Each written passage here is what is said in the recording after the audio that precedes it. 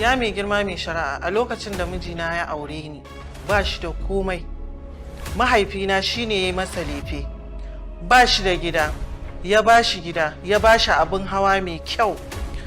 Hatta aikin da yake yi, mahaifina ne ya samo masa. Sannan ya ɗauki aurena ya ba shi. Hatta sadaki, mahaifina ne ya biya. Babban takaici na yadda muka haifa da shi Yusra, tun da muka rabu da shi bai taɓa waiwayarta ba. Ko a hanya ya ganta, ba zai iya tantance yarsa ba ce. Kuma sannan bai sauke haƙƙin da Allah ya ɗora masa a kanta.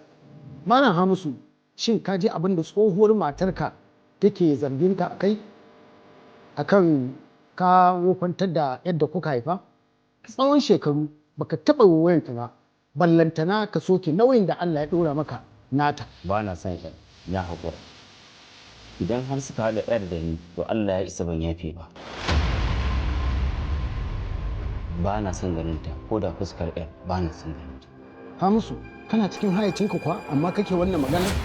Amma a kodayaushe idan na waye gari, ina neman in ƙara nisanta da wannan.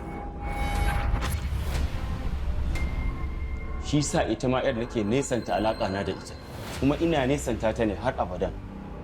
Wannan maganar nan taka ta yi tsauri da yawa, domin duk wani mai hankali ya san cewa ba a kan daidai kake ba. Ai idan ka samu matsala da mahaifiyarta, ita Yusra jininka ce, bai kamata ka yanke duk wani dangantaka tsakanin kai da ita ba. Kuma gashi na a kotu ka tabbatar mana da cewa yarka ce. Samira da mahaifinta sun gigita ni matuƙa, sun dagula lissafi na saboda bakin cikinsu sai da na susuci. Da ƙyar iyayena suka dinga yi min magani, aka kai ni asibitin Dawanau suna ci min magani. Kuma ka aminta da hakan? Na aminta, amma ba da son raina ba mai gida mai shari'a. Na tsane ki, ba na son ki. Da na yi rayuwa da ke, gara na je na yi rayuwa da kare. Ni ma na tsane ka. Akwai kare ma irin ka?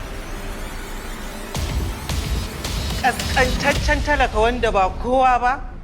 Kotun soyayya, soyayya, kotun soyayya.